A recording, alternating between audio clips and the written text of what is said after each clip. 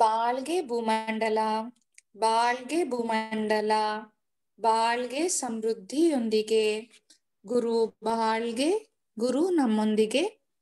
ಆತ್ಮೀಯ ಸ್ನೇಹಿತರೆ, ದೈವಿಕ ತಂದೆ ಗುರು ತತ್ವಜ್ಞಾನಿ ಯೋಗಿರಾಜ್ ವೇದಾದ್ರಿ ಮಹರ್ಷಿಯವರ ಕೃಪೆ ಹಾಗೂ ದೈವಿಕ ಮಹಾಶಕ್ತಿಯ ಕರುಣೆ ಸದಾ ನಮ್ಮೊಂದಿಗೆ ಇರಲಿ. ವೇದಾದ್ರಿ ಮಹರ್ಷಿಯವರನ್ನು ವಂದಿಸಿ ಈ ಸಂಜೆಯ ಆಧ್ಯಾತ್ಮಿಕ ಅಧಿವೇಶನವನ್ನು ಪ್ರಾರಂಭಿಸೋಣ. ಈ ಆತ್ಮ ಸಂಗಮ ಕಾರ್ಯಕ್ರಮದಲ್ಲಿ ಭಾಗವಹಿಸುತ್ತಿರುವ ಎಲ್ಲ ಯೋಗ ಬಂಧುಗಳನ್ನು ವಿಶ್ವ ಸಮುದಾಯ ಸೇವಾ ಸಂಘ ಕರ್ನಾಟಕ ವಲಯದ ಪರವಾಗಿ ಹೃತ್ಪೂರ್ವಕವಾಗಿ ಸ್ವಾಗತಿಸುತ್ತೇನೆ. ಸ್ನೇಹಿತರೆ, ನಮ್ಮ ಈ ದಿನದ ಉಪನ್ಯಾಸಕರಾಗಿ ವಿಶ್ವ ಸಮುದಾಯ ಸೇವಾ ಸಂಘದ ಸ್ಕೈ ಹಿರಿಯ ಪ್ರಾಧ್ಯಾಪಕರಾದ ಸತ್ಯನಾರಾಯಣ ರಾವ್ ಸರ್ ಅವರು ನಮ್ಮೊಂದಿಗೆ ಇದ್ದಾರೆ. ಅವರನ್ನು ಪರಿಚಯಿಸಲು ಇಚ್ಛಿಸುತ್ತೇನೆ. ಇವರು BA ಪದವಿಯನ್ನು ಪಡೆದು ಶಿಕ್ಷಣ ಇಲಾಖೆ ಕಚೇರಿಯಲ್ಲಿ ವ್ಯವಸ್ಥಾಪಕರಾಗಿ ಕೆಲಸ ಮಾಡಿ ಈಗ ನಿವೃತ್ತಿಯನ್ನು ಪಡೆದಿದ್ದಾರೆ. ಇವರು 1997ರಲ್ಲಿ ಸ್ಕೈ ಯೋಗಕ್ಕೆ ಸೇರಿಕೊಂಡರು. ನಂತರ 2000 ಇಸ್ವಿಯಲ್ಲಿ ಪ್ರಾಧ್ಯಾಪಕರ ತರಬೇತಿಯನ್ನು ಪಡೆದು 2002ರಲ್ಲಿ ಪ್ರಾಧ್ಯಾಪಕರಾಗಿ, ನಂತರ 2012ರಲ್ಲಿ ಹಿರಿಯ ಪ್ರಾಧ್ಯಾಪಕರಾಗಿ ಪ್ರಮೋಷನ್ ಪಡೆದಿದ್ದಾರೆ. ಇವರು ಸ್ಕೈ ಯೋಗ ಶಿಕ್ಷಣಕ್ಕೆ ಸಂಬಂಧಿಸಿದಂತೆ ಮಾನವನ ಮಹತ್ವಕ್ಕಾಗಿ ಯೋಗ ಎಂಬ ವಿಷಯದಲ್ಲಿ MSc ಪೂರ್ಣಗೊಳಿಸಿದ್ದಾರೆ. ಇವರು ಬ್ಯಾಂಗ್ಳೂರ್ ಪಂಚಶೀಲಾ ನಗರ ಸ್ಕೈ ಸಂಸ್ಥೆಯ ಎಲಚನಹಳ್ಳಿ ಧ್ಯಾನ ಕೇಂದ್ರದಲ್ಲಿ ಈ ಆಧ್ಯಾತ್ಮಿಕ ವಿದ್ಯೆಯನ್ನು, ಸ್ಕೈ ಯೋಗದ ತರಬೇತಿಗಳನ್ನು ಎಲ್ಲಾ ಜನರಿಗೂ ನೀಡುತ್ತಿದ್ದಾರೆ. ಇವರು 23 ವರ್ಷಗಳಿಂದ ಸ್ಕೈ ಯೋಗ ಕೇಂದ್ರಗಳಲ್ಲಿ ತಮ್ಮ ನಿಸ್ವಾರ್ಥ ಸೇವೆಯನ್ನು ಸಲ್ಲಿಸುತ್ತಿದ್ದಾರೆ. ಸ್ನೇಹಿತರೆ, ಈಗ ವಿಶ್ವ ಸಮುದಾಯ ಸೇವಾ ಸಂಘ ಕರ್ನಾಟಕ ವಲಯದ ಪರವಾಗಿ ಹಾಗೂ ನಿಮ್ಮೆಲ್ಲರ ಪರವಾಗಿ ಸ್ಕೈ ಹಿರಿಯ ಪ್ರಾಧ್ಯಾಪಕರಾದ ಸತ್ಯನಾರಾಯಣ ರಾವ್ ಸರ್ ಅವರನ್ನು ಈ ಸಂಜೆಯ ಕಾರ್ಯಕ್ರಮಕ್ಕೆ ಸ್ವಾಗತಿಸಿ ಈ ದಿನದ ಚಿಂತನೆ ಸೃಜನಾತ್ಮಕ ಜೀವನ ಪದ್ಧತಿ, ಕ್ರಿಯೇಟಿವ್ ಲೈಫ್ ಸಿಸ್ಟಮ್ ಎಂಬ ಶೀರ್ಷಿಕೆಯ ಬಗ್ಗೆ ಚಿಂತನೆಯನ್ನು ನೀಡುವಂತೆ ವಿನಂತಿಸಿಕೊಳ್ಳುತ್ತೇನೆ. ಬಾಳ್ಗೆ ಸಮೃದ್ಧಿಯೊಂದಿಗೆ ಸರ್. ಬಾಳ್ಗೆ ಸಮೃದ್ಧಿಯೊಂದಿಗೆ ಕೇಳ್ತಲ್ವಾ? ಕೇಳ್ತಾ ಇದೆಯಲ್ಲ ಮೇಡಮ್? ಹಾ ಸರ್, ಕೇಳ್ತಾ ಇದೆ ಸರ್. ಸರಿ, ಬಾಳ್ಗೆ ಸಮೃದ್ಧಿಯೊಂದಿಗೆ. ತಾಯಿಯವರಿಗೆ ನಮನಗಳು, ತಂದೆಯವರಿಗೆ ನಮನಗಳು, ಗುರು ವೇದಾದ್ರಿ ಮಹರ್ಷಿಯವರಿಗೆ ಭಕ್ತಿಪೂರ್ವಕ ನಮನಗಳು.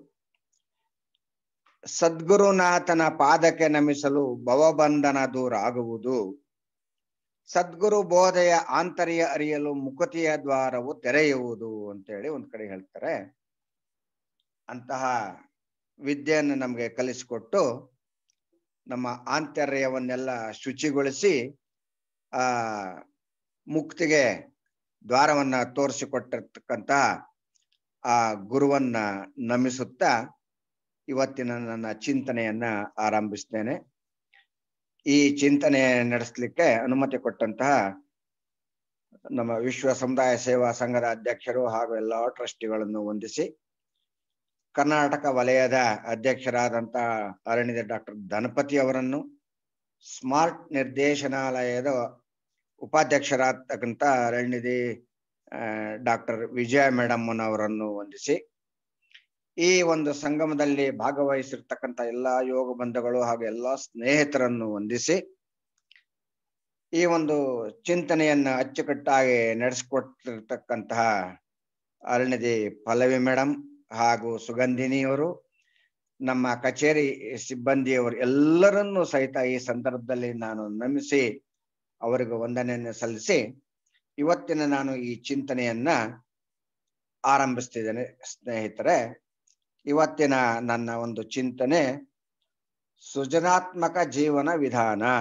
ಅಂತ ಹೇಳ್ಬಿಟ್ಟು. ಇದು ನಮ್ಮ ಮಹರ್ಷಿಯವರ ಒಂದು ಚಿಂತನೆ. ಮಹರ್ಷಿಯವರಿಗೆ ವಿಶ್ವದಲ್ಲಿ ಶಾಂತಿ ಬರಬೇಕು ಅಂತಕ್ಕಂಥದ್ದು ಅವರ ಮೇನ್ ಉದ್ದೇಶ.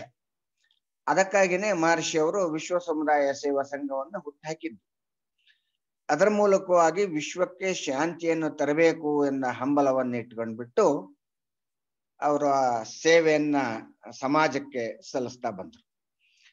ಅದರೊಳಗೆ ಮಹರ್ಷಿಯವರು ವಿಶ್ವಶಾಂತಿ ಯೋಜನೆ ಅಂತಕ್ಕಂಥ ಒಂದು ಪುಸ್ತಕದಲ್ಲಿ ಭವಿಷ್ಯ ಕಾಲ ಅಂತಕ್ಕಂಥ ಒಂದು ಭಾಗವನ್ನ ಕೊಟ್ಟಿದ್ದಾರೆ.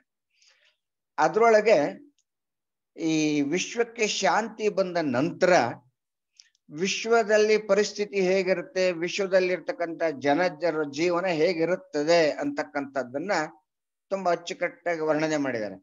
ಯಾಕಂದ್ರೆ ಇವತ್ತಿನ ಪರಿಸ್ಥಿತಿಯನ್ನ ಲೆಕ್ಕ ಹಾಕ್ಬಿಟ್ಟು ಮಹರ್ಷಿಯವರು ಮುಂದಿನ ಪರಿಸ್ಥಿತಿಯ ಬಗ್ಗೆ ಅವರ ವರ್ಣನೆ ಮಾಡಿದ್ದಾರೆ. ಅದ್ಭುತವಾದಂಥದ್ದು. ಅದನ್ನು ನಾವೀಗ ಚಿಂತನೆ ಮಾಡೋಣ. ವಿಶ್ವಶಾಂತಿಯನ್ನು ಪಡೆದು ಬಿಟ್ಟರೆ ವಿಶ್ವವು ಹೇಗಿರುತ್ತದೆ ಎಂಬ ಬಗ್ಗೆ ತತ್ವಜ್ಞಾನಿ ವೇದಾದ್ರಿ ಮಹರ್ಷಿಯವರು ಕೆಳಗಿನಂತೆ ವಿವರಣೆಯನ್ನು ಕೊಟ್ಟಿದ್ದಾರೆ. ವೇದಾದ್ರಿ ಮಹರ್ಷಿಯವರ ಮೂಲ ಉದ್ದೇಶ ವಿಶ್ವಶಾಂತಿ ಎಂಬುದು. ಅದಕ್ಕಾಗಿ ಅವರು ಅವಿರತ ಶ್ರಮಪಟ್ಟು ವಿಶ್ವ ಸಮುದಾಯ ಸೇವಾ ಸಂಘವನ್ನು ಹುಟ್ಟುಹಾಕಿದ್ರು.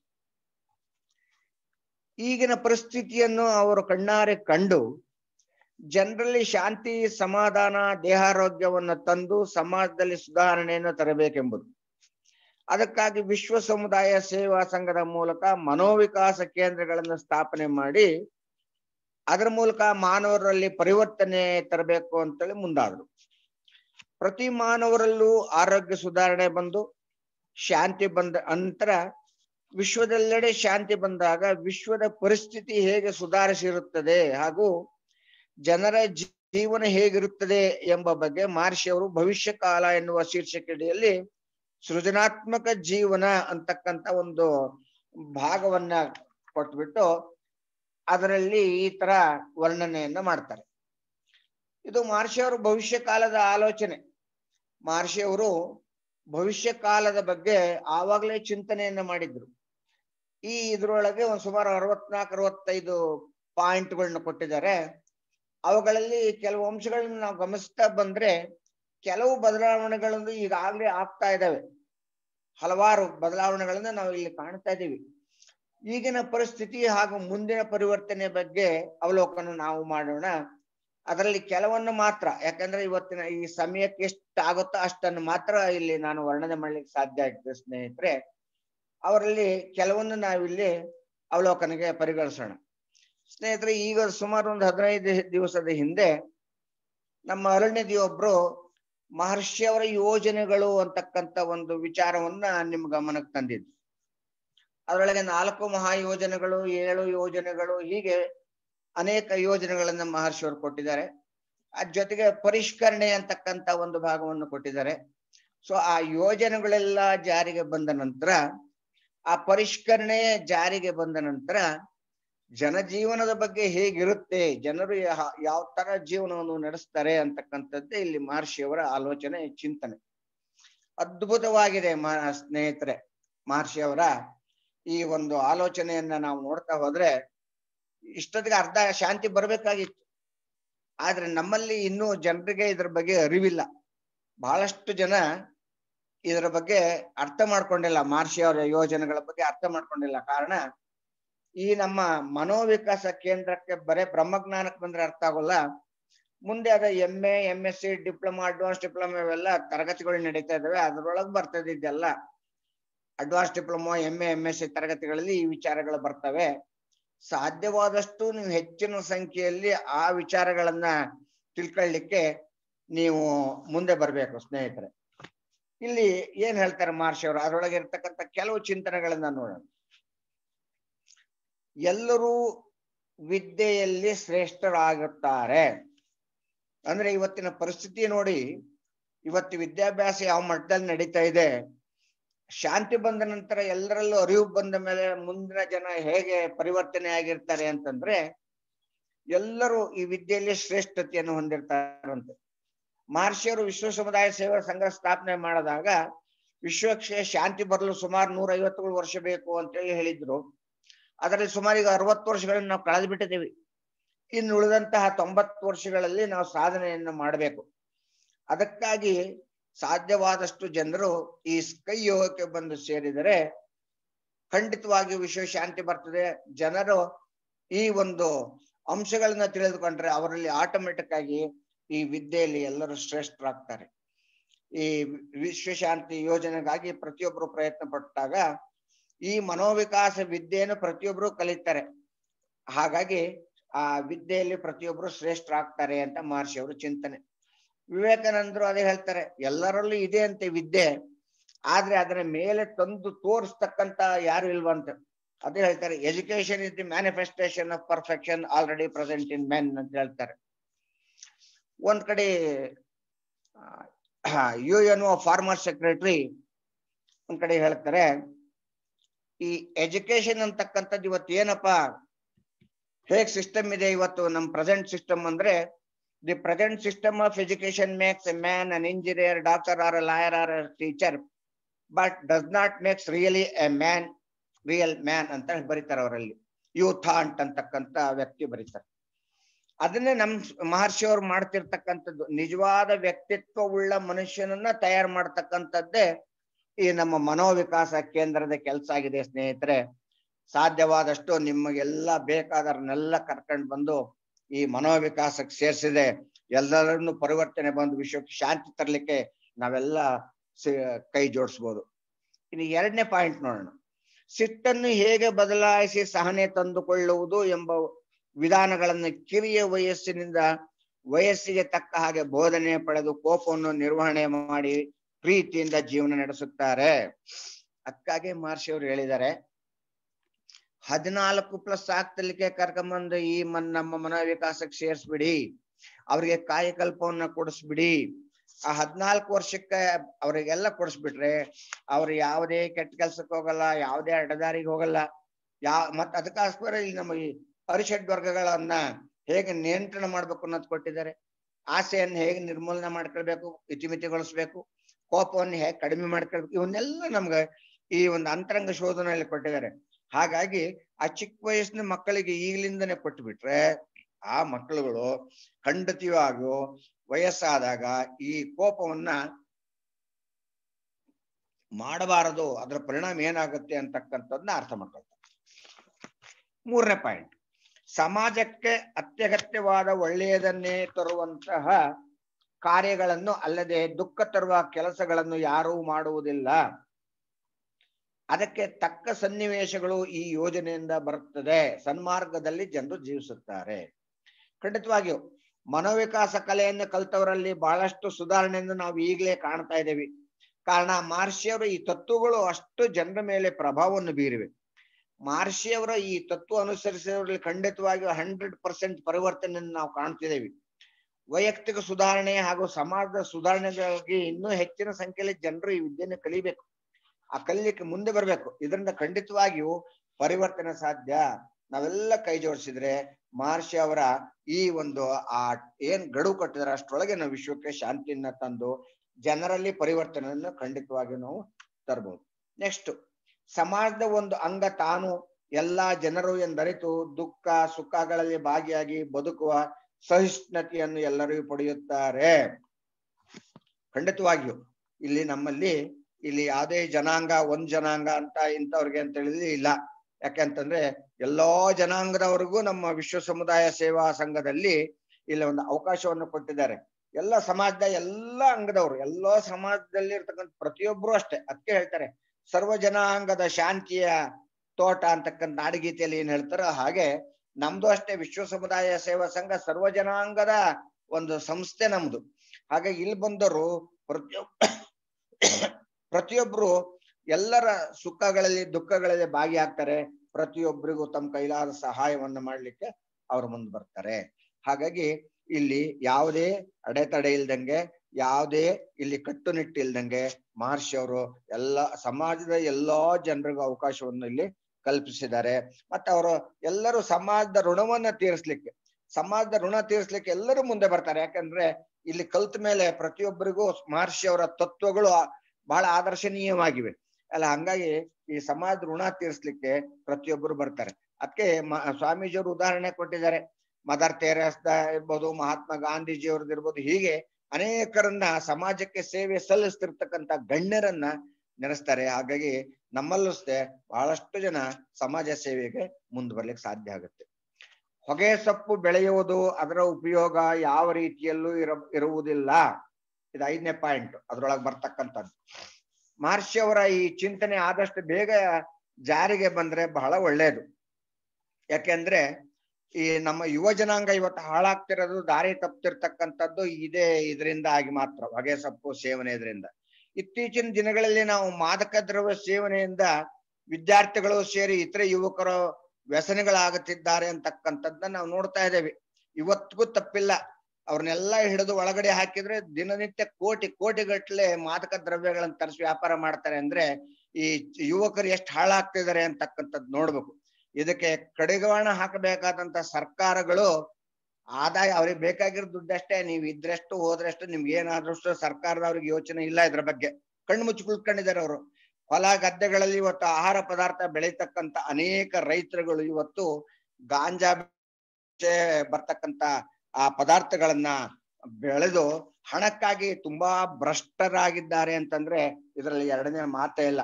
ಹಾಗಾಗಿ ಮಹರ್ಷಿ ಅವರು 4 ರಕ್ಷಣೆಗಳು ಅಂತಕ್ಕಂತ ಒಂದು ಭಾಗದಲ್ಲಿ ವರ್ಣಿಸ್ತಾ ಹೋಗ್ತಾರೆ.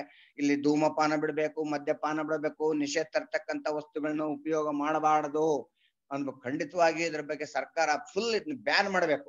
ಬ್ಯಾನ್ ಮಾಡಿದಾಗ ಮಾತ್ರ ಈ ಒಂದು ಜನರಲ್ಲಿ ಪರಿವರ್ತನೆಯನ್ನು ಕಾಣ್ಲಿಕ್ಕೆ ಸಾಧ್ಯ ಇದೆ ಸ್ನೇಹಿತರೆ. ಇನ್ನು ನೆಕ್ಸ್ಟ್ 6ನೇದು, ಅತ್ತೆ ಸೊಸೆ ನಾದಿನಿಯರಗಳ ನಡುವೆ ಇಂದು ವಿಶ್ವದಲ್ಲಿ ನಡೆಯುತ್ತಿರುವ ಕ್ರೌರ್ಯಗಳು ಸ್ತ್ರೀಯರಿಗೆ ಅಂದು ಇರುವುದಿಲ್ಲ. ಇದು ಬಹಳ ಮುಖ್ಯವಾದಂತ ಪಾಯಿಂಟ್, ನೀವೆಲ್ಲ ನೆನೆಸ್ಕೊಳ್ಬೇಕು. ಯಾಕಂತಂದ್ರೆ ಇವತ್ತು ಪ್ರತಿಯೊಂದು ಮನೆಯಲ್ಲೂ ಏನೇನ್ ಕಲಹಗಳು ನಡೀತಿದ್ದೇವೆ ಅಂತಕ್ಕಂಥದ್ದು ಇವತ್ತು ಎಲ್ಲರಿಗೂ ಗೊತ್ತಿದೆ. ಇದೇನು ಓಪನ್ ಸೀಕ್ರೆಟ್ ಇದು. ಇದೊಂದು ಗಮನಾರ್ಹವಾದ ಅಂಶವಾಗಿದೆ. ಇದಕ್ಕಾಗಿಯೇ ಮಹರ್ಷಿ ಅವರು ನಮಗೆ ಕುಟುಂಬ ಸಾಮರಸ್ಯ, ಕುಟುಂಬದಲ್ಲಿ ನೆಮ್ಮದಿ ಅಂತಕ್ಕಂಥ ವಿಚಾರವನ್ನು ನಮಗೆ ಕೊಟ್ಟಿದ್ದಾರೆ. ಎಷ್ಟು ಜನ ನಮ್ಮ ಮನೋವಿಕಾಸ ಕೇಂದ್ರಕ್ಕೆ ಬಂದು ಕಲ್ತಿದ್ದಾರೆ ಹೇಳಿ? ಅತ್ತೆ ಬಂದ್ರೆ ಸೊಸೆ ಬರಲ್ಲ, ಸೊಸೆ ಬಂದ್ರೆ ಅತ್ತೆ ಬರಲ್ಲ. ಹಾಗಾಗಿ ಅತ್ತೆ ಹೇಳಿದ್ರೆ ಸೊಸೆ ಕೇಳಲ್ಲ, ಸೊಸೆ ಹೇಳಿದ್ರೆ ಅತ್ತೆ ಕೇಳ್ತಿಲ್ಲ. ಅದರಲ್ಲಿ ಯಾರ್ಯಾರು ಹೇಗಿರ್ಬೇಕು ಎಂಬ ಬಗ್ಗೆ ವರ್ಣನೆಯನ್ನು ಮಾಡಿದರೆ, ಪ್ರತಿಯೊಬ್ಬರು ದೇಹಾರೋಗ್ಯ ಮಾನಸಿಕ ಆರೋಗ್ಯದ ಬಗ್ಗೆ ಮಹರ್ಷಿಯವರು ತಿಳಿಸಿದ್ದಾರೆ. ದಾಂಪತ್ಯ ವ್ರತ ಅನ್ನೋದು ಜ್ಞಾನ ಕಳಂಜಿಯಲ್ಲಿ ಒಂದ್ ಕಡೆ ವರ್ಣನೆ ಮಾಡ್ತಾರೆ. ಭಿನ್ನಾಭಿಪ್ರಾಯಗಳಿಗೆ ಕಾರಣ ಹೇಳಿದ್ದಾರೆ. ಪ್ರತಿಯೊಂದು ಕುಟುಂಬದಲ್ಲಿನೇ ಹೆಣ್ಣು ಮಕ್ಕಳುಗಳು ಮನೋವಿಕಾಸ ಶಿಕ್ಷಣದಲ್ಲಿ ಕಲ್ತ್ರೆ ಬಹುಶಃ ಕುಟುಂಬಗಳಲ್ಲಿ ಶಾಂತಿ ನೆಮ್ಮದಿ ಬರಬಹುದು. ಇದು ಕುಟುಂಬದಲ್ಲಿನ ಗಂಡಸರಿಗೂ ನೆಮ್ಮದಿಯನ್ನು ತರಬಹುದು ಸ್ನೇಹಿತರೆ. ಅದಕ್ಕಾಗಿ ಮಹರ್ಷಿಯವರು ಪ್ರತಿ ವರ್ಷ ಆಗಸ್ಟ್ 30ನೇ ತಾರೀಕು ಹೆಂಡತಿಯವರನ್ನ ಪ್ರಶಂಸಿಸುವ ದಿನ ಅಂತ ಹೇಳಿ ಇಟ್ಟಿದ್ದಾರೆ ಸ್ನೇಹಿತರೆ. ಹಾಗಾಗಿ ಇಲ್ಲಿ ಈ ಪ್ರತಿಯೊಬ್ರು ಅಷ್ಟೇನೆ, ಕುಟುಂಬದ ಎಲ್ಲರೂ ಬಂದ್ಬಿಟ್ಟು ಈ ಒಂದು ವಿದ್ಯೆಯನ್ನ ಕಲ್ತ್ರೆ ಅಲ್ಲಿ ಹೇಗಿರುತ್ತೆ, ಕುಟುಂಬದಲ್ಲಿ ಸಾಮರಸ್ಯ ಹೇಗಿರುತ್ತೆ ಅಂತಕ್ಕಂಥದ್ನ ಇಲ್ಲಿ ನೋಡಬಹುದು. ಅತ್ತೆ ಸೊಸೆಯರ ಸಂಬಂಧ ಹೇಗಿರ್ಬೇಕು ಅನ್ನೋದ್ರ ಬಗ್ಗೆ ಸಂಚಿ ಹೊನ್ನಮ್ಮ ಅಂತಕ್ಕಂಥ ಬರೆದಿರುವ ಹದಿಬದಿಯ ಧರ್ಮ ಅನ್ನೋ ಪುಸ್ತಕದಲ್ಲಿನ 2 ಕವನಗಳನ್ನ ನಿಮ್ಮ ಎದುರಿಗೆ ಹೇಳಲಿಕ್ಕೆ ನಾನು ಇಷ್ಟಪಡ್ತೀನಿ ಸ್ನೇಹಿತರೆ. ಅತ್ತೆ ಅವರಿಗೆ ಹಿತವಚನವನ್ನು ಹೇಳಿದ್ದಾರೆ. ಆ ಸಂಚಿ ಹೊನ್ನಮ್ಮ ಸಹಿತ ಒಬ್ಬ ಹೆಣ್ಣುಮಗಳು 1674ರಿಂದ 1702ನೇ ಇಸ್ವಿಯ ಮಧ್ಯದಲ್ಲಿ ಇದ್ದಂಥವರು ಮೈಸೂರು ಮಹಾರಾಜರ ಸಂಸ್ಥಾನದಲ್ಲಿ ಹೊಂದಾಣಿಕೆ ಅವ್ರಿಗೆ ಅಲ್ಲಿ ಅವಳ ನಡವಳಿಕೆ ಇತ್ತು. ಆವಾಗ ಅವ್ರು ಬರೆದಿರ್ತಕ್ಕಂಥದ್ದು ಇದು ಪುಸ್ತಕ ಹದಿಬದಿಯ ಧರ್ಮ. ಅತ್ತೆಯರಿಗೆ ಹಿತವಚನ 4ನೇ ಅಧ್ಯಾಯದಲ್ಲಿ 24ನೇ ಕವನ ಪದ್ಯ. ತಂದೆ ತಾಯಿಯನ್ನು ಬಿಟ್ಟು ತನ್ನ ಕೈಗಡೆಯಾಗಿ ಬಂದ ಸೊಸೆಯರ ಬಾಧಿಸದೆ ಅಂದಂದಿ ಉಡಿಗೆ ತೊಡಿಗೆ ಊಟ ಮೀಹಗಳಿಂದ ಸಂತಸಗೊಳಿಸುವುದು. ಅಂದ್ರೆ ಅವ್ರ ತಂದೆ ತಾಯಿಗಳನ್ನೆಲ್ಲ ಬಿಟ್ಟು ಆ ಮಗು ನಮ್ಮ ಮನೆಗೆ ಬಂದಿರುತ್ತೆ, ನೀನ್ ಅತ್ತೆ ಆದವಳು ಆ ಮಗುವಿಗೆ ದಿನನಿತ್ಯ ನಿನ್ನ ಮಕ್ಕಳಿಗೆ ಯಾವ ತರ ವ್ಯವಸ್ಥೆ ಮಾಡ್ತೀಯೋ ಊಟ ಉಡುಗೆ ತೊಡುಗೆಗಳನ್ನ, ಆ ಸೊಸೆಗೂ ನೀವು ಆ ತರ ಮಾಡಿ ಅವಳನ್ನ ಮಗಳನ್ನಂತ ಕಾಣಬೇಕು ಅಂತ ವರ್ಣನೆ ಮಾಡ್ತಾರೆ. ಇನ್ನೊಂದ್ ಕಡೆ ಹೇಳ್ತಾರೆ, ಅತ್ತೆಯವ್ರಿಗೆ ಕಿವಿ ಮಾತು ಹೇಳ್ತಾರೆ ಅವರು. 8ನೇ ಅಧ್ಯಾಯ 8ನೇ ಪದ್ಯದಲ್ಲಿ ಬರ್ತದೆ. ಕರುತರುಗಳ ಕಾಪಿಡುವ ಕರೆಯುವ ಪಾಲ್ಗೆರೆವ ಕಾಸುವ ಕೌಶಲವ ಅರಿಯದ ಸೊಸೆ ಪೆಣ್ಮಕ್ಕಳಿಗ ಬಗೆ ಅರಿಯವಂತನುಗೊಳಿಸುವುದು. ಅಂದ್ರೆ ಪಾಪ ಹುಡುಗರಿಗೆ ಏನು ಗೊತ್ತಿರಲ್ಲ, ಹಾಲನ್ನ ಕರಿಯೋದೇ ಗೊತ್ತಿಲ್ಲ, ಹಾಲನ್ನ ಕಾಸುವ ಗೊತ್ತಿಲ್ಲ, ಅಡಿಗೆ ಮಾಡ್ತಕ್ಕಂಥ ಗೊತ್ತಿಲ್ಲ. ನಿನ್ನ ಹೆಣ್ಮಕ್ಳಿಗೆ ಯಾವ ತರ ಕಾಣ್ತೀಯೋ ಆ ಹೆಣ್ಮಕ್ಳಿಗೂ ಅದೇ ತರ ಕಾಣ್ಬೇಕು ಅಂತ ಹೇಳಿ ಆ ಅತ್ತೆಯರಿಗೆ ಆ ಸಂಚು ಅನ್ನಮ್ಮ ಕಿವಿ ಮಾತು ಹೇಳ್ತಾರೆ. ಇದೆಲ್ಲ ಬಂದ್ಬಿಟ್ರೆ ಖಂಡಿತವಾಗಿ ಕುಟುಂಬದಲ್ಲಿ ನೆಮ್ಮದಿ ಬರ್ತದೆ. ಅದಕ್ಕಿಂತ ನಮ್ಮ ಮನೋವಿಕಾಸ ಕೇಂದ್ರ ಎಲ್ಲರಿಗೂ ಒಳ್ಳೆಯ ವಿದ್ಯೆಯನ್ನು ಕೊಡುತ್ತಾ ಇದೆ. ಇಲ್ಲಿ ಅತ್ತೆಯರು ಸೊಸೆಯಂದ್ರನ್ನು ಸ್ವಂತ ಮಕ್ಕಳಂತೆ ಕಾಣ್ಬೇಕು, ಸೊಸೆಯಂದ್ರು ಅತ್ತೆಯರನ್ನು ಸ್ವಂತ ತಾಯಿಯಂತೆ ಪ್ರೀತಿಯಿಂದ ಕಂಡರೆ ಸಂಸಾರವು ನೆಮ್ಮದಿಯಿಂದ ಇರ್ತದೆ. ಅಂತಹ ದಿನಗಳು ಜಾಗೃತಿ ಬರಲಿ ಅಂತ ನಾವು ಹಾರೈಸೋಣ. ಮಹರ್ಷಿಯವರ ಕನಸು ಬಹಳ ಜಲ್ದಿ ನನಸಾಗ್ಲಿ. ಸ್ನೇಹಿತರೆ, ಈ ಸಂದರ್ಭದಲ್ಲಿ ನಾನು ನನಗನ್ಸಿದ್ದು ಹೇಳ್ತೀನಿ. ಹುಡುಗ ಹುಡುಗಿ ಜಾತಕವನ್ನ ನೋಡಿ ಮದುವೆ ಮಾಡುವುದರ ಬದಲು ಅತ್ತೆ ಸೊಸೆಯವರು ಜಾತಕ ನೋಡಿ ಮದುವೆ ಮಾಡಿದ್ರೆ ಬಹುಶಃ ಹಲವಾರು ಕುಟುಂಬದಲ್ಲಿ ಆದ್ರೂ ಶಾಂತಿ ನೆಮ್ಮದಿ ಇರ್ಬೋದೇನೋ ಅಂತ ಇದು ನನ್ನ ಅನಿಸಿಕೆ ಸ್ನೇಹಿತರೆ. ನೆಕ್ಸ್ಟ್, ವಂಚನೆ, ಸಿಟ್ಟು, ಸುಳ್ಳು ಎಂಬ ವಿಷಯ ಯಾರೊಬ್ಬರ ಮನಸ್ಸಿನಲ್ಲೂ ಇರದು. ನೆಕ್ಸ್ಟ್, ಪಂಚಮಹಾಪಾತಕಗಳನ್ನು ಮಾಡಲು ಅವಕಾಶವೇ ಇರುವುದಿಲ್ಲ.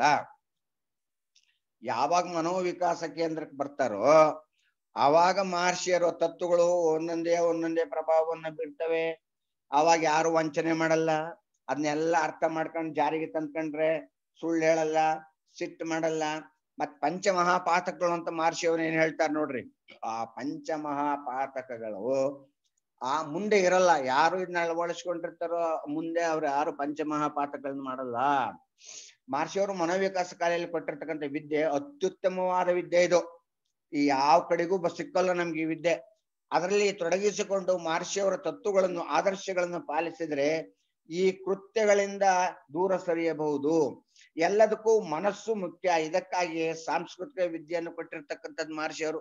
ಸಾಂಸ್ಕೃತಿಕ ವಿದ್ಯೆಯಲ್ಲಿ ಅನೇಕ ಪಾಯಿಂಟ್ಗಳನ್ನು ಕೊಟ್ಟಿದ್ದಾರೆ ನೋಡಿ, ಅದ್ಭುತವಾದಂತಹ ಅದೊಂದು ವಿಚಾರ. ನೆಕ್ಸ್ಟ್ ನೋಡೋಣ. ನಂದನವನಗಳಂತೆ ಎಲ್ಲೆಲ್ಲೂ ಮರಗಳು ದಟ್ಟವಾಗಿ ಬೆಳೆದು ಕೃತಕ ಕಾಡುಗಳಂತೆ ದೃಶ್ಯ ನೀಡುತ್ತವೆ.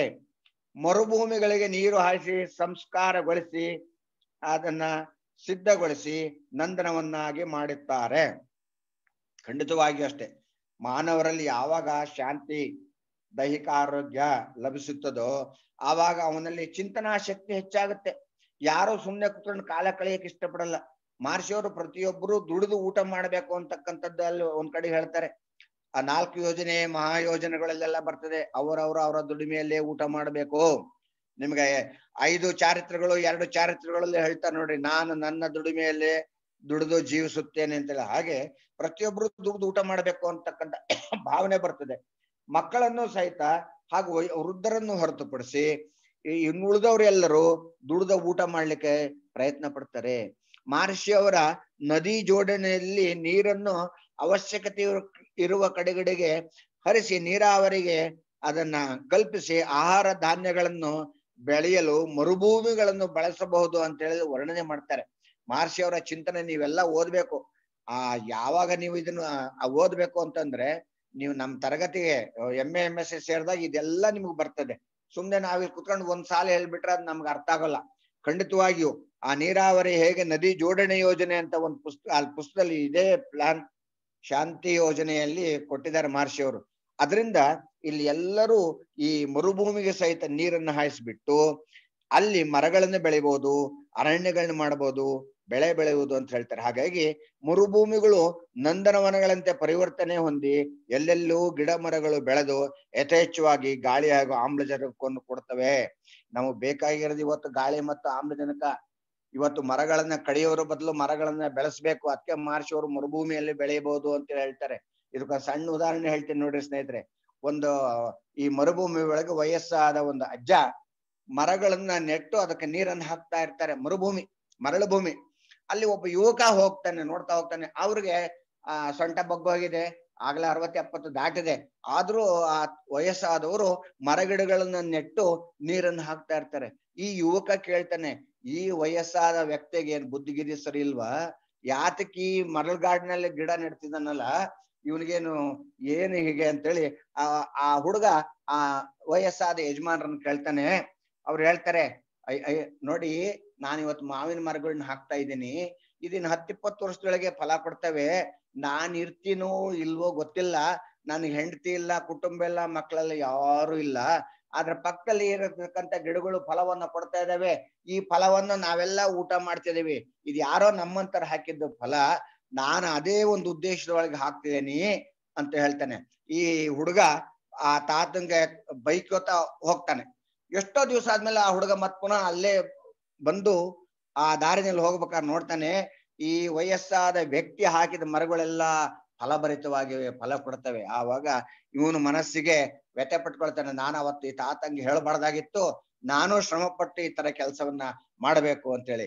ಹಾಗಾಗಿ ಮಹರ್ಷಿಯವರು ಮರಳುಗಾಡಿನಲ್ಲೂ ಮರಗಳನ್ನು ಬೆಳೆದು ಕಾಡನ್ನ ಬೆಳೆಸ್ಬೋದು, ಜಮೀನನ್ನ ಹುಟ್ಟಿ ಬೆಳೆಸ್ಬೋದು ಅಂತಕ್ಕಂಥದ್ದು ಒಂದು ಯೋಜನೆಯನ್ನ ಕೊಟ್ಟಿದ್ದಾರೆ ಸ್ನೇಹಿತರೆ. ಇನ್ನು ಪ್ರತಿಯೊಬ್ಬರು ಜೀವನದ ಆಧಾರ ಉದ್ಯೋಗಗಳಾದ ವ್ಯವಸಾಯ, ನೇಯ್ಗೆ ಕೆಲಸ, ಮನೆ ಕಟ್ಟುವುದು, ಅಡುಗೆ ಮಾಡುವುದು, ವೈಜ್ಞಾನಿಕ ಉಪಕರಣಗಳನ್ನು ಮಾಡುವುದು, ಚಾಲನೆಗೊಳಿಸುವುದು ಎಂಬುವುಗಳನ್ನು ಕಲಿತು ಉದ್ಯೋಗ ಮಾಡಿ ಉಳಿದ ವಿಶ್ರಾಂತಿ ವೇಳೆಯಲ್ಲಿ ಅರಿವಿನ ಗುರಿಗೆ ಹಾಗೂ ಪ್ರಗತಿಗೆ ತಕ್ಕಂತೆ ಯಂತ್ರ ಸೂಕ್ಷ್ಮತೆ, ವೈದ್ಯಕೀಯ ವಿಜ್ಞಾನ ಮತ್ತು ಹಲವಾರು ಕಲೆಗಳನ್ನು ಕಲಿಯಲು ಸೌಕರ್ಯ ಕಲ್ಪಿಸಲಾಗಿದೆ. ಸ್ನೇಹಿತರೆ, ಮಕ್ಕಳ ವಿದ್ಯಾಭ್ಯಾಸ ಹೇಗಿರ್ಬೇಕು ಎಂಬ ಬಗ್ಗೆ ಮಹರ್ಷಿ ಅವರು ಇಲ್ಲಿ ನಮಗೆ ಕೊಟ್ಟಿದ್ದಾರೆ. 1ರಿಂದ 10ನೇ ವಯಸ್ಸಿನವರೆಗೂ ಆ ತಾಯಿ ತಂದೆಯರ ಪೋಷಣೆಯಲ್ಲಿ ಇರ್ತಾರೆ. 10ನೇ ವಯಸ್ಸಿನ ನಂತರ 11ರಿಂದ 20ರವರೆಗೆ ಅವರ ವಿದ್ಯಾಭ್ಯಾಸ ಹೇಗಿರುತ್ತೆ ಅಂತಕ್ಕಂಥದ್ದು ಕೊಟ್ಟಿದ್ದಾರೆ. ಅಲ್ಲಿ ಯಾವ್ಯಾವ ವಿಷಯಗಳನ್ನ ಕಲಿಬೇಕು ಅಂತ ಕೊಟ್ಟಿದ್ದಾರೆ. ಈಗ ಇರ್ತಕ್ಕಂಥ ಶಿಕ್ಷಣ ಪದ್ಧತಿ ಅವಾಗ ಬೇರೆನೇ ಆಗಿರುತ್ತೆ. ಅಲ್ಲಿ ನೋಡ್ರಿ, ಮಹರ್ಷಿ ಅವರು ಕೊಟ್ಟಿರ್ತಕ್ಕಂಥದ್ರಲ್ಲಿ ಪ್ರತಿಯೊಬ್ರು ವ್ಯವಸಾಯವನ್ನು ಕಲಿಬೇಕು, ನೇಯ್ಗೆ ಕೆಲಸ ಮಾಡ್ಬೇಕು, ಅಡಿಗೆ ಕೆಲಸ ಕಲಿಬೇಕು, ಮನೆ ಕಟ್ಟ ಕೆಲಸ ಕಲಿಬೇಕು, ಯಂತ್ರ ವಿಜ್ಞಾನ, ಯಂತ್ರಗಳ ಉತ್ಪಾದನೆ, ರಿಪೇರಿ ಇದನ್ನೆಲ್ಲ ಕಲಿಬೇಕು ಅಂತಕ್ಕಂಥದ್ದು ಕೊಟ್ಟಿದ್ದಾರೆ ಮಹರ್ಷಿ ಅವರು. ಯಾಕೆಂತಂದ್ರೆ ಒಬ್ರು ಒಂದೇ ಒಂದು ತರ ವಿದ್ಯೆಯಲ್ಲಿ ಮುಂದುವರೆದ್ರೆ ಅವನಿಗೆ ಬೇರೆದು ಏನೂ ಗೊತ್ತಿರಲ್ಲ. ಅದಕ್ಕೆ ಬೇರೆಯೊಬ್ಬರ ಮೇಲೆ ಡಿಪೆಂಡ್ ಆಗಿರ್ಬೇಕಾಗಿರ್ತದೆ. ಅದಕ್ಕೆ ಹೇಳ್ತಾರೆ, ಇವುಗಳನ್ನ ಕಲ್ತಲ್ಲಿ ಅವರಿಗೆ ಯಾವುದ್ರಲ್ಲಿ ಆಸಕ್ತಿ ಇರುತ್ತೋ ಅದರಲ್ಲಿ ಅವರು ತಮ್ಮ ಕೆಲಸವನ್ನ ಮಾಡ್ಬೋದು. ಉಳಿದ ಸಮಯದಲ್ಲಿ ಅವ್ರಿಗೆ ಇಷ್ಟವಾದ ಕೆಲಸವನ್ನು, ಅಂದ್ರೆ ತಮ್ಗೆ ಯಾವ ಕೆಲಸ ಮಾಡ್ಬೇಕು ಅಂತ ಇರುತ್ತೋ ಅದ್ ಮಾಡಿ, ಉಳಿದ ಸಮಯದಲ್ಲಿ ಈ ಕಲ್ತು ವಿದ್ಯೆನಲ್ಲಿ ಯಾವ ವಿದ್ಯೆನಾರು ಇವ್ರು ಉಪಯೋಗಿಸ್ಕೊಳ್ಬಹುದು. ಅದಕ್ಕೆ ಮಹರ್ಷಿ ಅವ್ರು ನೋಡ್ರಿ ಯಾವ ತರ ಮಲ್ಟಿಪರ್ಪಸ್ ಸಿಸ್ಟಮ್ ಅಂತ ಹೇಳ್ತಾರಲ್ಲ, ಅದು ಈಗ ನಮ್ಮ ಶಿಕ್ಷಣ ಪದ್ಧತಿಯಲ್ಲಿ ಜಾರಿಗೆ ತರಬೇಕು ಅಂತ ಮಾಡ್ತಾ ಇದ್ದಾರೆ. ಅದು ಎಷ್ಟರ ಮಟ್ಟಿಗೆ ಜಾರಿ ಆಗುತ್ತೋ ಗೊತ್ತಿಲ್ಲ. ಯಾಕಂತಂದ್ರೆ ರಾಜಕಾರಣಗಳು, ಆ ರಾಜಕಾರಣದಲ್ಲಿ ಏನೇನು ಏರ್ಪೇರ ಆಗುತ್ತದೋ ಹೇಳಲಿಕ್ಕಾಗಲ್ಲ. ಬಟ್ ಮಹರ್ಷಿ ಅವರ ಚಿಂತನೆ ಆದಷ್ಟು ಜಾಗ್ರತೆ ಜಾರಿಗೆ ಬಂದ್ರೆ ಖಂಡಿತವಾಗಿಯೂ ನಮ್ಮಲ್ಲಿ ಕೆಲಸ ಇಲ್ಲದೆ ಅಲಿಯೋ ಪ್ರಶ್ನೆನೇ ಬರಲ್ಲ. ಯಾವ್ದೋ ಅವ್ರಿಗೆ ಕಲ್ತ ಕೆಲಸದಲ್ಲಿ ಅವ್ರು ಮುಂದುವರಿತಾರೆ. ಇನ್ನು ನೆಕ್ಸ್ಟ್ 12ನೇ ಪಾಯಿಂಟ್, ದೈಹಿಕ ದುಡಿಮೆ, ಕರ್ತವ್ಯ ಪ್ರಜ್ಞೆ ಪ್ರತಿಯೊಬ್ಬ ಮಾನವರಲ್ಲೂ ಇರುತ್ತದೆ. ಇಲ್ಲಿ ಪ್ರತಿಯೊಬ್ಬರು ಅಷ್ಟೇನೆ ದೈಹಿಕವಾಗಿ ದುಡಿಬೇಕು ಅಂತಕ್ಕಂಥದ್ದು ಬರ್ತದೆ. ತಮ್ಮ ಕರ್ತವ್ಯಗಳು ಏನು ಅಂತಕ್ಕಂಥ ತಿಳ್ಕೊತಾರೆ. ಅಲ್ಲಿ ಅವ್ರ ಡ್ಯೂಟಿ, ಅವ್ರ ರೆಸ್ಪಾನ್ಸಿಬಿಲಿಟಿ ಅವ್ರು ಅರ್ಥ ಮಾಡ್ಕೊಂಡು ತಮ್ಮ ಜೀವನವನ್ನು ನಡೆಸಲಿಕ್ಕೆ ಸಾಧ್ಯ ಆಗುತ್ತೆ. ವಿಶ್ವಶಾಂತಿ ಯೋಜನೆಯ ಪರಿಷ್ಕರಣೆ ಭಾಗದಲ್ಲಿ ಪ್ರತಿಯೊಬ್ಬರೂ ದುಡಿದು ಊಟ ಮಾಡಬೇಕೆಂಬ ಚಿಂತನೆಯನ್ನು ಮಹರ್ಷಿ ಅವರು ಕೊಟ್ಟಿದ್ದಾರೆ. ಅದರಂತೆ ಪ್ರತಿಯೊಬ್ಬರಿಗೂ ದುಡಿದು ಊಟ ಮಾಡಬೇಕೆಂಬ ಪ್ರಜ್ಞೆ ಉಂಟಾಗುತ್ತೆ. ಅದಕ್ಕಾಗಿ ವಿದ್ಯಾಭ್ಯಾಸದಲ್ಲಿ 5 ರೀತಿ ವಿಚಾರಗಳಿಗೆ ಮನ್ನಣೆಯನ್ನು ಕೊಟ್ಟಿದ್ದಾರೆ ಮಹರ್ಷಿ ಅವರು. ನೆಕ್ಸ್ಟ್, ಆಹಾರ ವಿಧಾನ, ನಿದ್ರೆ, ಮಾತು, ಬಟ್ಟೆ, ಶೃಂಗಾರ, ಚಾರಿತ್ರ್ಯ ಇವೆಲ್ಲವೂ ಆಶ್ರಮದಲ್ಲಿ ಇರುವವರು ಅನುಸರಿಸುವಂತೆ ಇರುತ್ತವೆ.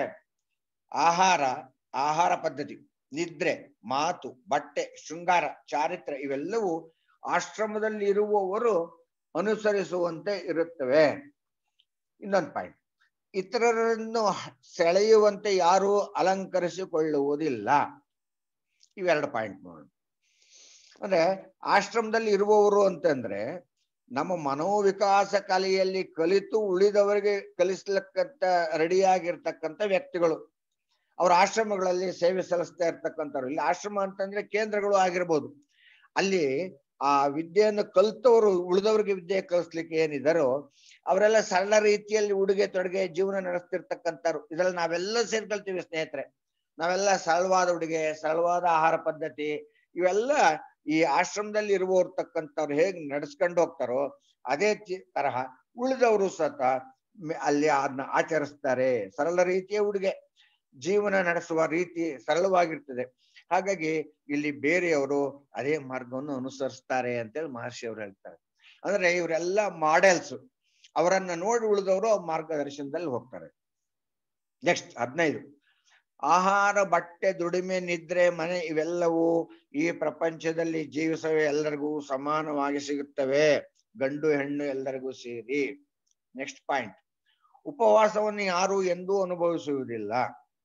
ನೋಡಿ ಮಹರ್ಷಿಯವರ ಚಿಂತನೆ ಹೇಗಿದೆ ಅಂದ್ರೆ, ಮಹರ್ಷಿಯವರ ಯೋಜನೆ ಪ್ರಕಾರ ವಿಶ್ವದಲ್ಲಿರುವ ಎಲ್ಲಾ ವಸ್ತುಗಳು ಎಲ್ಲರ ಆಸ್ತಿ ಎಂದು ಘೋಷಿಸಬೇಕು. ಪ್ರತಿಯೊಬ್ಬರು ದುಡಿದು ಜೀವಿಸಲೇಬೇಕು. ವಿಶ್ವದಲ್ಲಿರುವವರಿಗೆಲ್ಲ ಆರ್ಥಿಕ ಸಮಾನತೆ ಇರಬೇಕು. ಆ ಯೋಜನೆಯಲ್ಲಿ ಬರ್ತದೆ. ಪ್ರತಿಯೊಂದು ವಸ್ತುಗಳು ಎಲ್ಲರಿಗೂ ಸಮಾನವಾಗಿ ಸಿಗಬೇಕು. ಆರ್ಥಿಕ ಅಂದ್ರೆ ಹಣಕಾಸಿನ ವಿಚಾರದಲ್ಲಿ ಎಲ್ಲರೂ ಸಮಾನವಾಗಿರ್ಬೇಕು. ಮೇಲು ಕೀಳು ಎಂಬ ಭಾವನೆಯಲ್ಲಿ ಇರಬಾರ್ದು. ಪ್ರತಿಯೊಬ್ಬರು ಪರಿಷ್ಕರಿಸಿದ ಮಿತ ಜೀವನವನ್ನು ನಡೆಸಬೇಕು. ಈ ರೀತಿ ಯೋಜನೆಯಲ್ಲಿ ಅವರು ಮಹರ್ಷಿಯವರು ತಿಳಿಸ್ತಾ ಹೋಗಿದ್ದಾರೆ.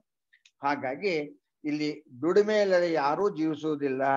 ಹಸುವಿನಿಂದ ಯಾರೂ ಇರಬೇಕಾದ ಅವಶ್ಯಕತೆ ಆವಾಗ ಬರೋದಿಲ್ಲ. ಪ್ರತಿಯೊಂದು ವಸ್ತುಗಳು ಸಾರ್ವಜನಿಕವಾಗಿ ದೊರಕುವುದರಿಂದ ಯಾರು ಇಲ್ಲಿ ಯೋಚನೆ ಮಾಡ್ತಕ್ಕಂಥ ಚಿಂತೆ ಮಾಡ್ತಕ್ಕಂಥ ಪ್ರಮೇಯ ಬರುವುದಿಲ್ಲ. ಯಾಕಂದ್ರೆ ಯಾವ ವಸ್ತುಗಳನ್ನು ಮುಚ್ಚಿಟ್ಟು ಕಳತಂದಿಲ್ಲ ಮಾರಾಟ ಮಾಡೋದು, ಜಾಸ್ತಿ ರೇಟ್ ಮಾರಾಟ ಮಾಡ್ತಕ್ಕಂಥ ಸಿಸ್ಟಮ್ ಇರಲ್ಲ ಅವಾಗ. ಪ್ರತಿಯೊಂದು ನೀವು ಮಾರ್ಕೆಟ್ ನಲ್ಲಿ ಸಹಜವಾಗಿ ಸರಳವಾಗಿ ಸಿಗುತ್ತೆ ಸ್ನೇಹಿತರೆ. ಇದೊಂದು ಮಹರ್ಷಿಯವರ ಅದ್ಭುತ ಚಿಂತನೆ. ನೆಕ್ಸ್ಟ್, ಪ್ರತ್ಯೇಕವಾದ ಆಸ್ತಿ ಹಕ್ಕು ಯಾರೊಬ್ಬರಿಗೂ ಇರುವುದಿಲ್ಲ. ನೆಕ್ಸ್ಟ್, ಯಾರೊಬ್ಬರು ಯಾವುದೊಂದು ವಸ್ತುವನ್ನಾಗಲಿ ಅಗತ್ಯಕ್ಕಿಂತ ಹೆಚ್ಚಾಗಿ ಅನಗತ್ಯ ವಸ್ತುವನ್ನು ಅನುಭವಿಸುವುದಾಗಲಿ ಇರುವುದಿಲ್ಲ. ಆ ಮಹರ್ಷಿಯವರ ಈ ಪರಿಷ್ಕರಣೆ ಒಳಗೆ ಬರ್ತದೆ.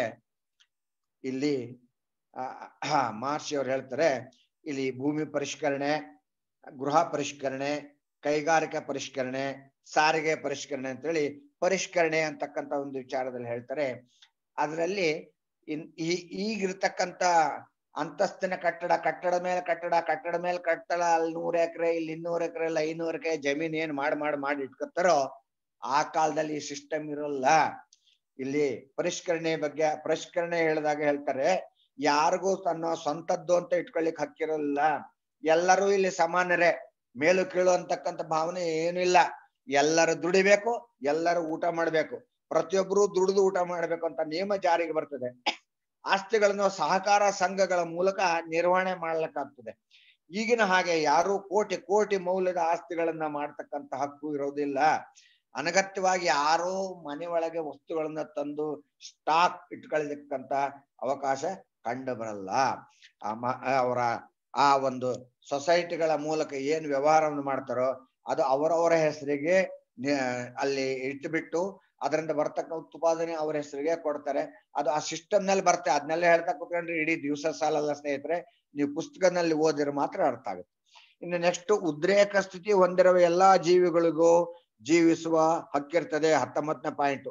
20ನೇ ಪಾಯಿಂಟ್, ಒಗ್ಗಟ್ಟಾಗಿ ಜೀವಿಸುವ ತತ್ವ ಅರಿತು, ಜವಾಬ್ದಾರಿ ಅರಿತು, ಕರ್ತವ್ಯವನ್ನು ಎಸಗುವ ಸಂಸಾರವೇ ಉನ್ನತ ಹೊಂದುವುದು. ನೆಕ್ಸ್ಟ್, ಎಲ್ಲರೂ ಸಮಾನ ಅಂತಸ್ತು, ಸಮಾನ ಹಕ್ಕು ಪಡೆದು ದೇಹ, ಪ್ರಾಣ, ಪ್ರಕೃತಿ ತತ್ವ ಅರಿತು ಜೀವಿಸುತ್ತಾರೆ. ನೆಕ್ಸ್ಟ್, ಕೃತಕ ನದಿಗಳು, ಕಾಲುವೆಗಳು ಹೆಚ್ಚಾಗಿ ಸೃಷ್ಟಿಯಾಗುತ್ತವೆ.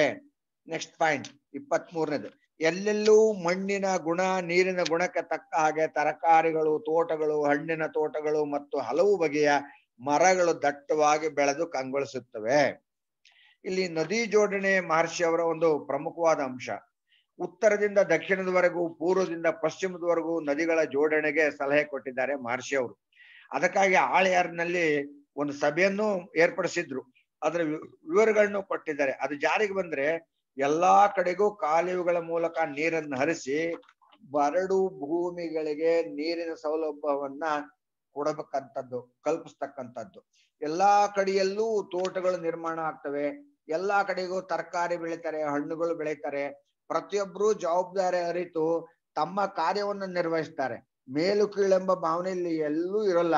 ನದಿಗಳ ಮೂಲಕ ಸಾಗಣೆಗಾಗಿ, ವಿದ್ಯುತ್ತನ್ನು ಉಪಯೋಗಿಸ್ಲಿಕ್ಕಾಗಿ ಇಲ್ಲಿ ಅನೇಕ ಒಂದು ನೀತಿಗಳನ್ನ ಮಹರ್ಷಿಯವರು ಕೊಟ್ಟಿದ್ದಾರೆ. ಅದೆಲ್ಲ ಜಾರಿಗೆ ಬಂದ್ರೆ ಖಂಡಿತವಾಗಿಯೂ ಎಲ್ಲರಿಗೂ ಕೆಲಸ ಸಿಗುತ್ತೆ, ಎಲ್ಲರೂ ಒಗ್ಗಟ್ಟಾಗಿ ಜೀವನವನ್ನು ಮಾಡ್ತಾರೆ. ಇಲ್ಲಿ ಪ್ರತಿಯೊಬ್ರು ಸಹಿತ ಆದಾಯ ತರ್ತಕ್ಕಂತಹ ಒಂದು ಕೆಲಸವನ್ನ ಮಹರ್ಷಿಯವರು ಅದ್ರಲ್ಲಿ ಕೊಟ್ಟಿದ್ದಾರೆ. ನದಿ ಜೋಡಣೆಯಲ್ಲಿ ಪ್ರತಿಯೊಬ್ಬರಿಗೂ ಕೆಲಸ ಸಿಗುತ್ತೆ. ಪ್ರತಿಯೊಬ್ರು ಯಾವ ತರ ಅದ್ಭುತವಾದ ವರ್ಣನೆ ಕೊಟ್ಟಿದ್ದಾರೆ.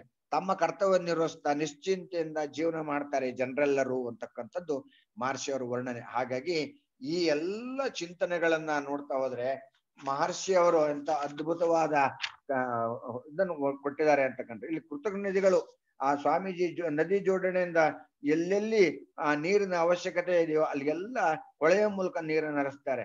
ನೀರು ಇಲ್ಲದೆ ಇರ್ತಕ್ಕಂಥ ಜಾಗವೇ ಇರಲ್ಲ, ಎಲ್ಲಾ ಕಡೆಗೂ ನೀರು ಬರ್ತದೆ. ಎಲ್ಲಾ ಕಡೆಗೂ ಹಣ್ಣಿನ ತೋಟ, ತರಕಾರಿ ತೋಟಗಳು ಬೆಳೆದು ಯಥೇಚ್ಛವಾಗಿ ಜನರಿಗೆ ಹಣ್ಣು ತರಕಾರಿಗಳು ಎಲ್ಲವೂ ಸಿಗುತ್ತೆ. ಈಗ ನಂಗೆ ಪರದಾಡ್ತಕ್ಕಂಥ ಶಿಸ್ತಿಲ್ಲ, ಮತ್ತೆ ಹೆಚ್ಚಿನ ದುಡ್ಡಿಗಾಗಿ ಕೊಟ್ಟು ತರ್ತಕ್ಕಂಥ ಪ್ರಮೇಯ ಉದ್ಭವಿಸಿಲ್ಲ. ಇನ್ನು ಮಕ್ಕಳು ಸರ್ವರ ಆಸ್ತಿಯಾಗಿ ಬಿಡುತ್ತಾರೆ. 5ನೇ ವಯಸ್ಸಿನ 10ನೇ ವಯಸ್ಸಿನವರೆಗೆ ಮಕ್ಕಳಿಗೆ ಬರಹ ವಿದ್ಯೆ ಮುಗಿಯುತ್ತದೆ. ನಂತರ ಜೀವನಕ್ಕೆ ಅಗತ್ಯವಾದ ಉದ್ಯೋಗವನ್ನು ಕಲಿಯಲು 11ರಿಂದ 20ರವರೆಗೆ ಮೀಸಲಿಡಲಾಗುತ್ತದೆ. ನೆಕ್ಸ್ಟ್, ಉದ್ಯೋಗಕ್ಕಿರುವ ವಿದ್ಯೆಯ ಕಾಲದಲ್ಲಿ ಮಕ್ಕಳು ವಿಶ್ವದ ಹಲವಾರು ದೇಶಗಳಲ್ಲಿ ಬದಲಾಗುವ ಅಲ್ಲಿರುವ ಪ್ರಾಕೃತಿಕ ಸಮೃದ್ಧಿಗಳಿಗೆ ತಕ್ಕ ಹಾಗೆ ಉದ್ಯೋಗ ಕಲಿತುಕೊಳ್ಳುವಂತೆ ಯೋಜನೆ ಇರುತ್ತದೆ. ಇಲ್ಲಿ ಮಹರ್ಷಿ ಅವರ ಈ ಸಿಸ್ಟಮ್ ಹೇಗಿದೆಯೋ ನೋಡಿ. ಇಲ್ಲಿ ಮಹರ್ಷಿ ಅವರ ಯೋಜನೆ ಅಂತ ಮಕ್ಕಳನ್ನು ಸರ್ಕಾರವೇ ತನ್ನ ಜವಾಬ್ದಾರಿಗೆ ತೆಗೆದುಕೊಳ್ತದೆ. ಅದು ಆ 4 ಮಹಾಯೋಜನೆಗಳು ಅಂತ ಏನ್ ಹೇಳ್ತೀವೋ ಆ ಯೋಜನೆಗಳಲ್ಲಿ ಬರ್ತದೆ. ಸರ್ಕಾರನೇ ಮಕ್ಕಳನ್ನೆಲ್ಲ ತನ್ನ ಕಂಟ್ರೋಲ್ ಇತ್ತುಕೊಂಡ್ಬಿಟ್ಟು ಅವರ ವಿದ್ಯಾಭ್ಯಾಸದ ಹೊಣೆಯನ್ನ ಸರ್ಕಾರ ಹೊತ್ಕೊಳ್ಳುತ್ತೆ. 10ನೇ ವಯಸ್ಸಿನ ನಂತರ ವಿದ್ಯೆ ಕಲಿಕೆಯಲ್ಲಿ ಬದಲಾವಣೆ ಇರ್ತದೆ. ಅಲ್ಲಿ 20ರ ನಂತರವೂ ಇನ್ನೂ ಹೆಚ್ಚಿನ ವಿದ್ಯಾಭ್ಯಾಸಕ್ಕೆ ಅವಕಾಶವನ್ನು ಕೊಟ್ಟಿದ್ದಾರೆ ಮಹರ್ಷಿ ಅವರು. ಅದಕ್ಕಾಗಿ ತಕ್ಕಂತೆ ಕೆಲಸವೂ ದೊರೆತಿದೆ. ಹೊರ ದೇಶಗಳಿಗೆ ಹೋಗಲು, ಅಲ್ಲಿ ವಿದ್ಯಾಭ್ಯಾಸ ಕಲೀಲಿಕ್ಕೆ, ಅಲ್ಲಿ ಕೆಲಸ ಕಾರ್ಯ ಮಾಡ್ಲಿಕ್ಕೆ ಅವಕಾಶ ಸುಲಭವಾಗಿ ಸಿಕ್ಕುತ್ತೆ. ವಿಶ್ವದಾದ್ಯಂತ ಒಂದೇ ಆಡಳಿತ ಬರುವುದರಿಂದ ಅದು 14 ಸೂತ್ರ ಮಹರ್ಷಿ ಅವರ ವೇದಾದ್ರ್ಯಂ ಸೂತ್ರದಲ್ಲಿ ವಿಶ್ವಕ್ಕೆಲ್ಲ ಒಂದೇ ಆಡಳಿತ ಅಂತ ಏನ್ ಹೇಳ್ತಾರೋ ಆ ಆಡಳಿತ ಎಲ್ಲಾ ಕಡೆಗೂ ಇರೋದ್ರಿಂದ ಇಲ್ಲಿ ಎಲ್ಲಿಗೆ ಹೋಗ್ಲಿಕ್ಕೂ ಅಡಚಣೆ ಇಲ್ಲ, ಎಲ್ಲಿ ವಿದ್ಯಾಭ್ಯಾಸ ಮಾಡೋದಕ್ಕೂ ಅಡಚಣೆ ಬರಲ್ಲ, ಇಲ್ಲಿ ಎಲ್ಲಿಗೆ ಹೋಗಿ ಬರ್ಲಿಕ್ಕೂ ಯಾವ ಅಡಚಣೆ ಅಡ್ಡಿ ಆತಂಕಗಳು ಇರೋದಿಲ್ಲ. 21ನೇ ಪಾಯಿಂಟ್, ಇದು ನನ್ನ ಊರು ನನ್ನ ದೇಶ ಎಂದು ಭಾವಿಸಲು ಹೇಳಲು ಆಗದಂತೆ ತರಬೇತಿ ಪಡೆದು ಈ ಪ್ರಪಂಚವೇ ನಮ್ಮ ಸ್ವಂತದ್ದು ಎಂಬ ಭಾವಿಸಿ ಶ್ಲಾಘಿಸಿ ಬದುಕುವ ಅವಕಾಶವನ್ನು ಎಲ್ಲಾ ಮಕ್ಕಳು ಪಡೆಯುತ್ತಾರೆ. ಈಗ ನಂಗೆ ನನ್ನೂರು ನನ್ನ ಹಳ್ಳಿ, ನಾನು ಇಲ್ಲೇ ಕೆಲಸ ಮಾಡ್ಬೇಕು ಅಲ್ಲೇ ಕೆಲಸ ಮಾಡ್ಬೇಕು ಅಂತಕ್ಕಂಥದ್ದು ಬರೋದೇ ಇಲ್ಲ. ಓದು ಮುಗಿದ ನಂತರ ವಿಶ್ವದಾದ್ಯಂತ ಎಲ್ಲಿ ಬೇಕಾದ್ರೂ ಸೇವೆ ಮಾಡುವ ಅವಕಾಶ ಕಲ್ಪಿಸಲಾಗುತ್ತೆ. ಇದು ನನ್ನ ಊರು ನನ್ನ ದೇಶ, ಇವೆಲ್ಲ ನೋ ಲಿಮಿಟೇಷನ್. ಇಲ್ಲಿ ವಿದೇಶಕ್ಕೆ ಪ್ರಯಾಣ ಮಾಡ್ಬೇಕು ಅಂದ್ರೆ ಪಾಸ್ಪೋರ್ಟ್ ಅವಶ್ಯಕತೆ ಬರುವುದಿಲ್ಲ, ವೀಸಾ ಅವಶ್ಯಕತೆ ಇರೋದಿಲ್ಲ ಅಂತ ಹೇಳಿ ಮಹರ್ಷಿ ಅವ್ರು ಹೇಳ್ತಾರೆ. ಹಾಗಾಗಿ ಯಾರ ಅನುಮತಿನೂ ಬೇಡ, ಯಾರು ಎಲ್ಲಿ ಬೇಕಾದ್ರೂ ಆರಾಮಾಗಿ ಸುತ್ತರ್ಕೊಂಡ್ ಬರ್ಬೋದು. ಜೀವನದಲ್ಲಿ ಪ್ರತಿಯೊಬ್ರು ಒಂದು ಸಾರಿ ಎಲ್ಲೋ ವಿದೇಶದಲ್ಲಿ ಪ್ರಯಾಣ ಮಾಡ್ಕೊಂಡು ಬರಬೇಕು ಅಂತಕ್ಕಂಥದ್ದು ಮಹರ್ಷಿ ಅವರ ಚಿಂತನೆ ಇದೆ ಸ್ನೇಹಿತರೆ. ಇಲ್ಲಿ ಯಾವ ಪಾಸ್ಪೋರ್ಟ್ಗಾಗಲಿ ವೀಸಕ್ಕಾಗಲಿ ನೀವು ಯಾರು ಕೈಕಾಲು ಕಟ್ಟಬೇಕಾದ ಅವಶ್ಯಕತೆನೂ ಬರಲ್ಲ. ನೆಕ್ಸ್ಟ್ 28ನೇ ಪಾಯಿಂಟ್, ಕಾಗದದಲ್ಲಿ ಗೆರೆಗಳನ್ನು ಬರೆದುಕೊಂಡು ಅದರೊಳಗೆ ಗ್ರಹಗಳ ಹೆಸರುಗಳನ್ನು ಬರೆದುಕೊಂಡು ಒಬ್ಬೊಬ್ಬರಿಗೂ ರಾಶಿ ಫಲಗಳನ್ನು ಯಾರು ಹೇಳುವುದಿಲ್ಲ, ಯಾರು ಕೇಳುವುದಿಲ್ಲ. ಇದು ಬಹಳ ಮುಖ್ಯ ಸ್ನೇಹಿತರೆ. ಯಾಕಂದ್ರೆ ಬೆಳಗ್ಗೆ 7 ಗಂಟೆ ಆಯ್ತು ಅಂತಂದ್ರೆ 7 ಗಂಟೆಗೆ ಎಲ್ಲಾ ಟಿವಿನಲ್ಲಿ ಜಾತಕ ಹೇಳೋರು ಮುಂದ್ ಕುತ್ಕೊತಾರೆ. 9 ಗಂಟೆ ಆಯ್ತು ಅಂದ್ರೆ ಎಲ್ಲಾದ್ರಲ್ಲೂ ಡಾಕ್ಟರ್ಗಳು ಮುಂದ್ ಕುತ್ಕೊತಾರೆ. ಹೀಗೆ ನಮ್ಮನ್ನ ದಾರಿ ಕೆಡಿಸ್ಲಿಕ್ಕೆ ಇವೆಲ್ಲ. ಮಹರ್ಷಿ ಅವ್ರ ಪ್ರಕಾರ ಅವತ್ ಯಾರು ನಿಮ್ಗೆ ಜಾತಕ ಹೇಳೋದಾಗ್ಲಿ, ಜಾತಕ ಕೊಡೋದಾಗ್ಲಿ, ಕುಂಡ್ಲಿ ಹೇಳೋದಾಗ್ಲಿ ಯಾರು ಇರೋಲ್ಲ. ಒಳ್ಳೆಯ ದಿವಸ ಒಳ್ಳೆಯ ನಕ್ಷತ್ರ ಎಂದು ಪಂಚಾಂಗ ನೋಡಿಕೊಂಡು ಕಾಲವನ್ನು ಕಳೆಯುವ ಅಜ್ಞಾನ ಅಂದು ಇರುವುದಿಲ್ಲ. ಇವತ್ತಲ್ಲಿ ಏನಾಗ್ಬಿಟ್ಟಿದೆ ಅಂತಂದ್ರೆ ಈ ಜಂಜಾಟದಲ್ಲಿ ಮನುಷ್ಯರು ಸೇರ್ಕೊಂಡ್ ಬಿಟ್ಬಿಟ್ಟು ಯಾವ್ದೇದೋ ಕಟ್ಟುಕತೆಗಳಿಗೆ ಯಾವ್ದೇದೋ ಬಂಧನಕ್ಕೆ ಒಳಗಾಗ್ಬಿಟ್ಟು ಅದು ಒಳ್ಳೇದು ಕೆಟ್ಟದು, ರಾಹುಕಾಲ ಗುಳಿಕೆ ಕಾಲ, ಇವತ್ತು ಒಳ್ಳೇದಲ್ಲ ನಾಳೆ ಒಳ್ಳೇದಿಲ್ಲ, ಅಮಾವಾಸ್ಯೆ, ಏನೇನೋ ಎಲ್ಲ ಕಲ್ಪನೆಗಳನ್ನ ತಂದ್ಕೊಂಡ್ಬಿಟ್ಟು ಜೀವನದಲ್ಲಿ ಇಲ್ಲಿ ಬರಬಾರ್ದು ಕಷ್ಟಗಳನ್ನೆಲ್ಲ ಅನುಭವಿಸ್ತಿದ್ದಾರೆ. ಹಾಗಾಗಿ ಮನೋವಿಕಾಸ ಕಲೆ ಕಲಿತ ನಂತರ ಎಲ್ಲರೂ ಗ್ರಹ ನಕ್ಷತ್ರಗಳ ಬಗ್ಗೆ ತಿಳಿದವರಾಗಿರ್ತಾರೆ. ಮಹರ್ಷಿಯವರು ನಮ್ಗ ವಿಚಾರ ಕೊಟ್ಟಿದ್ದಾರೆ. ಗ್ರಹ ಅಂದ್ರೇನು, ನಕ್ಷತ್ರ ಅಂದ್ರೇನು, ಜಾತಕ ಅಂದ್ರೇನು ಅಂತಕ್ಕಂಥ ವಿಚಾರಗಳನ್ನ ಮಹರ್ಷಿಯವರು ನಮ್ಗೆ ಕೊಟ್ಟಿದ್ದಾರೆ. ಪಂಚೇಂದ್ರಿಯಗಳ ಬಗ್ಗೆ ಧ್ಯಾನ ಕೊಟ್ಟಿದ್ದಾರೆ. ಪಂಚಭೂತ ನವಗ್ರಹಗಳ ಬಗ್ಗೆ ನಮ್ಗೆ ಧ್ಯಾನವನ್ನು ಕೊಟ್ಟಿದ್ದಾರೆ. ಪಂಚೇಂದ್ರಿಯಗಳನ್ನ ಧ್ಯಾನ ಮಾಡಿ ನಾವು ಆರಾಮಾಗಿ ನಮ್ಮ ವ್ಯಕ್ತಿತ್ವವನ್ನು ಚೆನ್ನಾಗಿ ಇಟ್ಕೊಳ್ಬಹುದು. ಪಂಚಭೂತ ನವಗ್ರಹಗಳ ಧ್ಯಾನವನ್ನು ಮಾಡಿಬಿಟ್ರೆ ಸಾಕು, ನೀವು ಯಾವ ಚಿಂತೆ ಇಲ್ಲದೆ ಜೀವನವನ್ನು ಮಾಡಬಹುದು. ಅದ್ಭುತವಾದ ಪಂಚಭೂತ ನವಗ್ರಹ ಧ್ಯಾನವನ್ನು ಕೊಟ್ಟಿದ್ದಾರೆ ಮಹರ್ಷಿಯವರು. ಹಾಗಾಗಿ ಅದ್ರ ಬಗ್ಗೆ ನಾವು ಅರಿವು ಬಂದಾಗ ಪುನಃ ನಾವು ಯಾವ ಜ್ಯೋತಿಷಿಗಳ ಹತ್ರ ಆಗ್ಲಿ ಜಾತಕ ಕುಂಡಲಿಗೆ ಹೋಗ್ತಕ್ಕಂಥದ್ದು ಈ ಮೂಢನಂಬಿಕೆಗಳಿಂದ ಪ್ರತಿಯೊಬ್ರು ದೂರ ಆಗ್ತಾರೆ. ಅಂತ ಕಾಲ ಬಹಳ ಜಲ್ದಿ ಬರ್ಲಿ ಅಂತಕ್ಕಂಥದ್ದೇ ನಮ್ಮ ಆಶಯ. ಪ್ರತಿಯೊಬ್ರು ಮನೋವಿಕಾಸ ಕಲೆಯಲ್ಲಿ ಕಲಿತರೆ ಧ್ಯಾನಗಳನ್ನ ನೀವು ಮಾಡ್ತಾ ಹೋದ್ರೆ ಸಾಕು.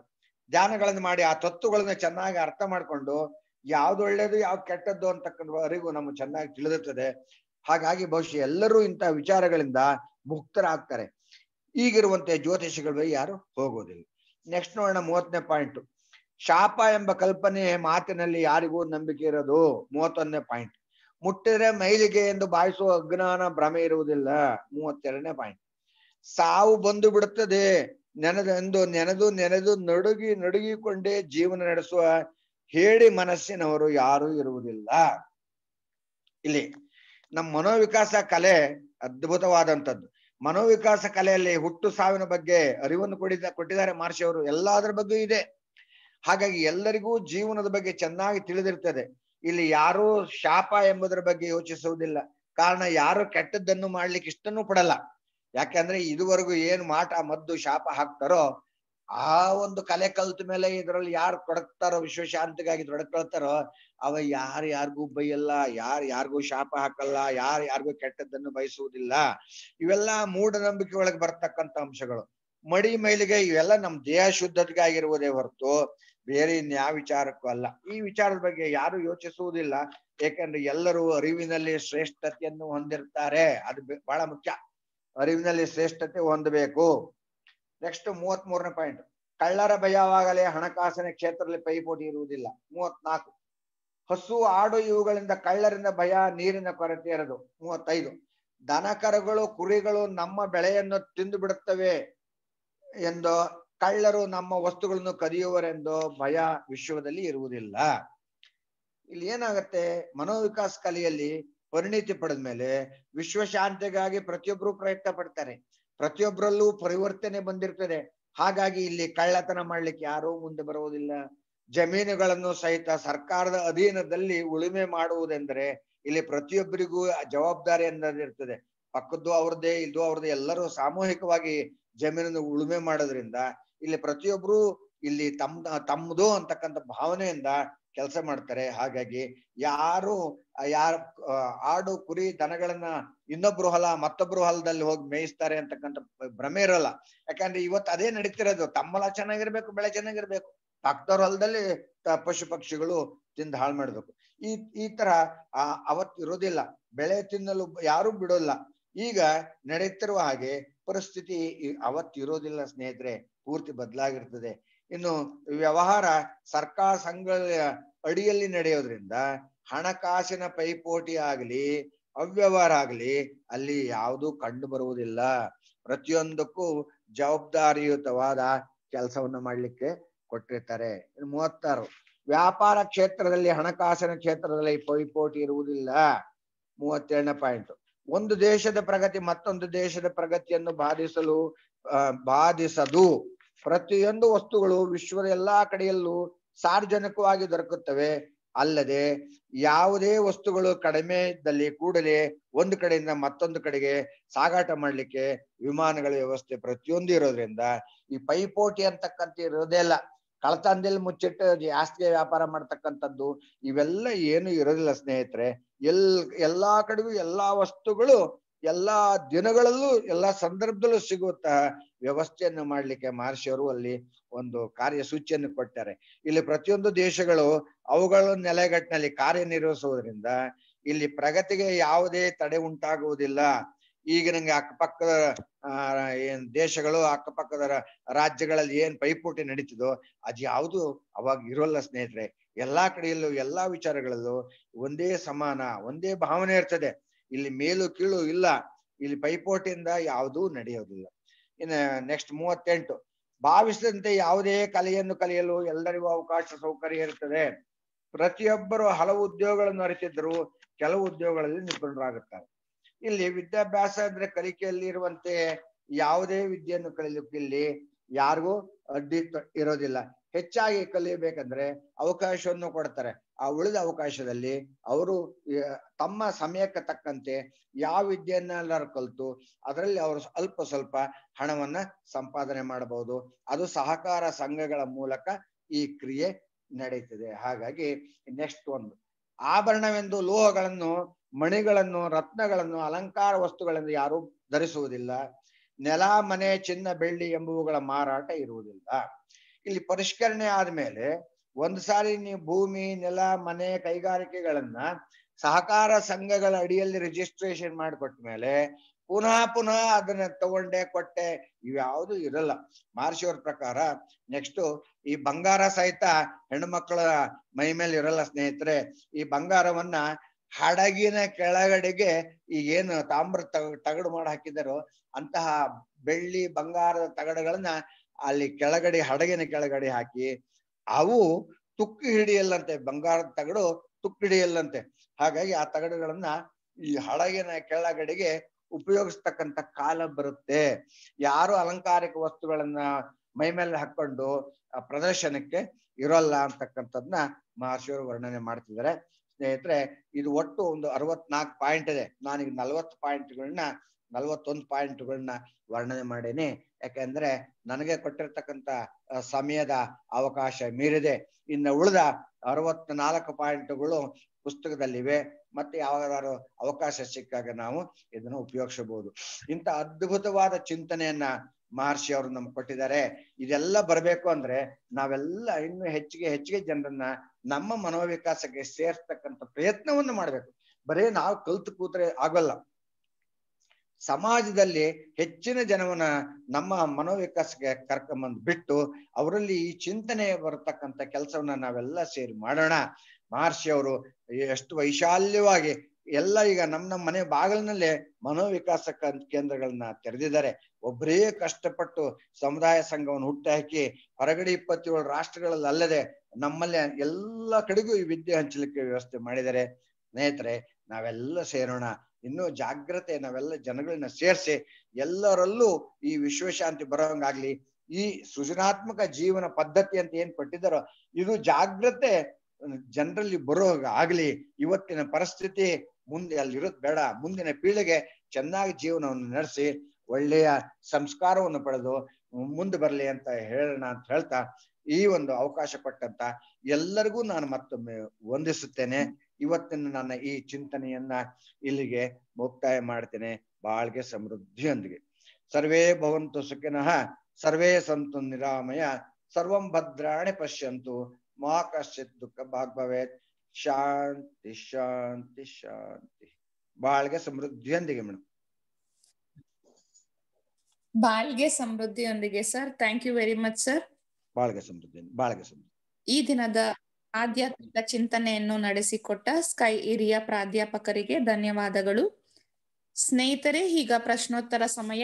ಯಾರಿಗಾದ್ರೂ ಇವತ್ತಿನ ವಿಷಯದ ಬಗ್ಗೆ ಪ್ರಶ್ನೆಗಳು ಕೇಳೋದಿದ್ರೆ ರೇಸ್ ಹ್ಯಾಂಡ್ ಬಟನ್ ಕ್ಲಿಕ್ ಮಾಡಿ ಪ್ರಶ್ನೆಗಳನ್ನ ಕೇಳಿ. ನೀವು ಪ್ರಶ್ನೆಗಳನ್ನ ಕೇಳಕ್ ಮುಂಚೆ ಒಂದು ಪ್ರಮುಖವಾದ ಸೂಚನೆ ಸ್ನೇಹಿತರೆ. ವಿಶ್ವ ಸಮುದಾಯ ಸೇವಾ ಸಂಘ ವಿಷನ್ ಫಾರ್ ವಿಸ್ಡಮ್ ಆಳಿಯಾರಿಂದ ಆಯೋಜಿಸಿರುವ ಸ್ಕೈ ಯೋಗ ಆನ್ಲೈನ್ ಫೌಂಡೇಶನ್ ಕೋರ್ಸ್ ಈಗ ಕನ್ನಡ ಭಾಷೆಯಲ್ಲಿ ಲಭ್ಯವಿದೆ.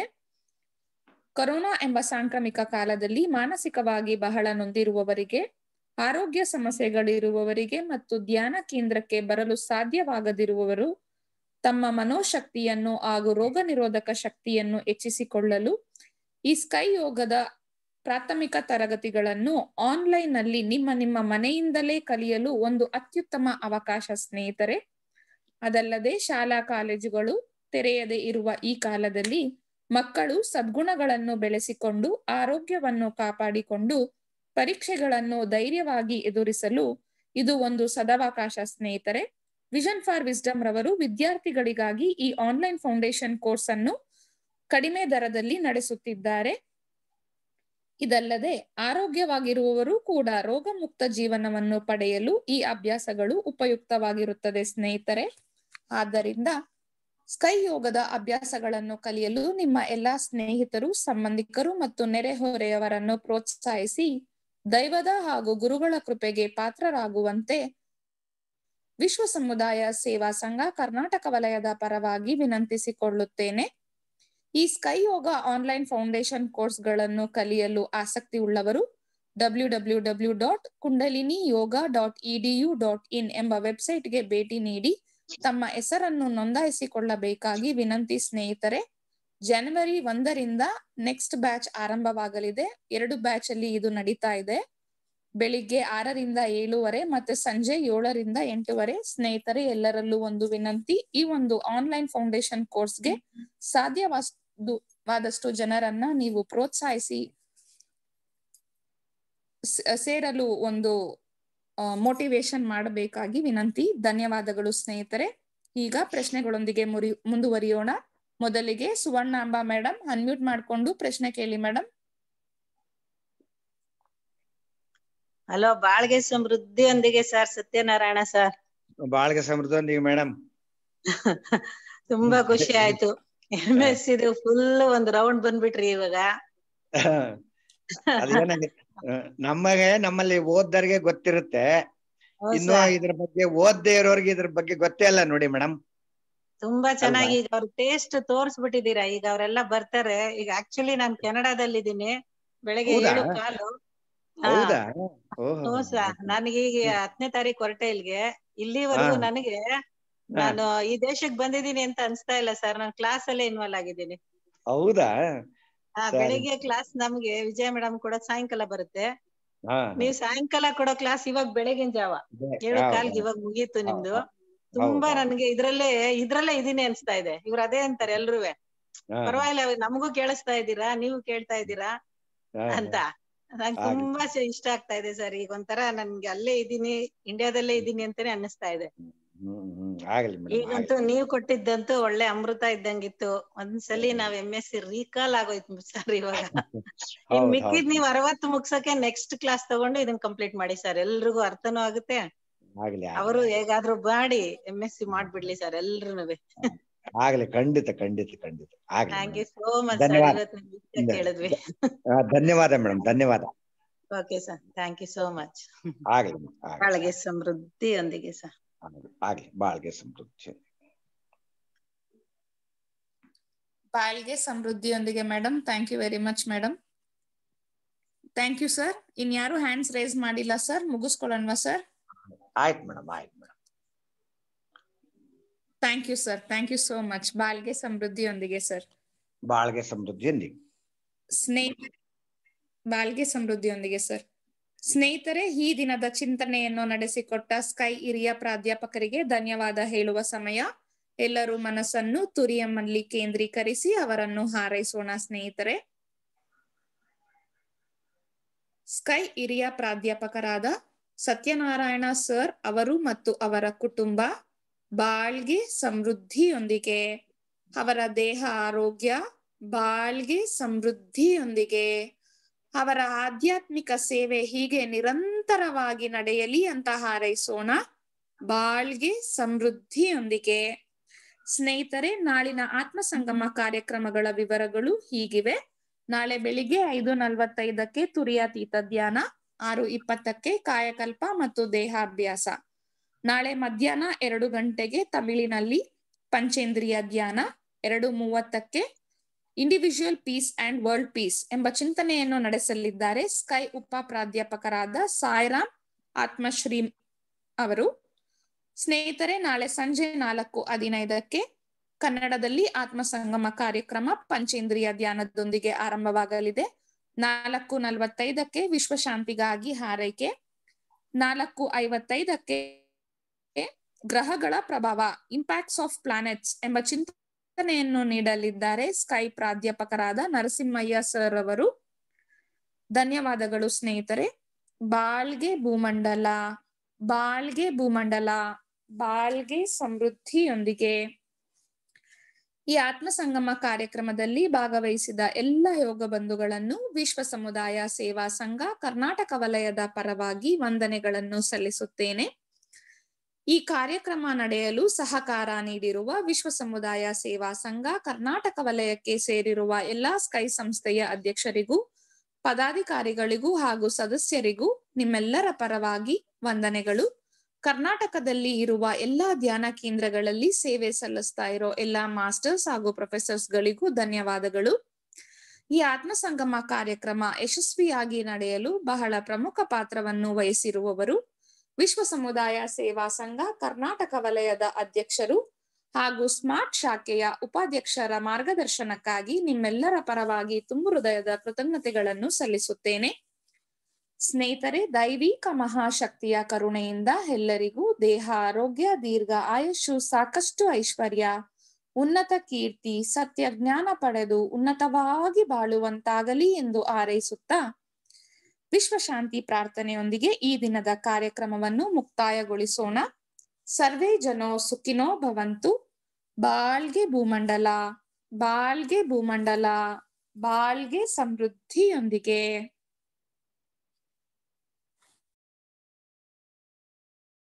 ವಿಶ್ವಕ್ಕೆಲ್ಲ ಸಕಾಲಿಕ ಮಳೆ ಸಾಕಷ್ಟು ಸುರಿಯಲಿ, ರೈತರೆಲ್ಲ ಧಾನ್ಯವನ್ನು ಹುಮ್ಮಸ್ಸಿನಿಂದ ಬೆಳೆಯಲಿ ಹಲವುದ್ಯೋಗಗಳ ಮಾಡುತ್ತಿರುವ ಕಾರ್ಮಿಕರು ಉನ್ನತಿಯಾಗಲಿ. ವಿವಿಧತೆಯಲ್ಲಿ ಏಕತೆ ಕಾಣುವ ಸಂಸ್ಕೃತಿಯನ್ನು ಉತ್ತಮವಾಗಿಸಲಿ. ಕಲಹಗಳು ಪೈಪೋಟಿ ಹಗೆತನ ಮೀರಿದ ಆಡಳಿತ ನಡೆಯಲಿ. ಅನಕ್ಷರತೆ ಸಾಲ ಬಡತನ ಕಳಂಕಗಳು ಮರೆಯಾಗಲಿ. ಸುಖ ಬಾಳನ್ನು ನೀಡುವ ಸತ್ಯ ಜ್ಞಾನ ಜ್ಯೋತಿ ಬೀರಲಿ. ನಮ್ಮ ಕರ್ತವ್ಯ ಧಾರ್ಮಿಕ ಬಾಳ್ವೆಯ ಗುರಿಯನ್ನೇ ಉತ್ತಮವಾಗಿಸಲಿ. ನಮ್ಮ ಕರ್ತವ್ಯ ಧಾರ್ಮಿಕ ಬಾಳ್ವೆಯ ಗುರಿಯನ್ನೇ ಉತ್ತಮವಾಗಿಸಲಿ. ನಮ್ಮ ಕರ್ತವ್ಯ ಧಾರ್ಮಿಕ ಬಾಳ್ವೆಯ ಗುರಿಯನ್ನೇ ಉತ್ತಮವಾಗಿಸಲಿ. ಬಾಳ್ಗೆ ಭೂಮಂಡಲ, ಬಾಳ್ಗೆ ಭೂಮಂಡಲ, ಬಾಳ್ಗೆ ಸಮೃದ್ಧಿಯೊಂದಿಗೆ.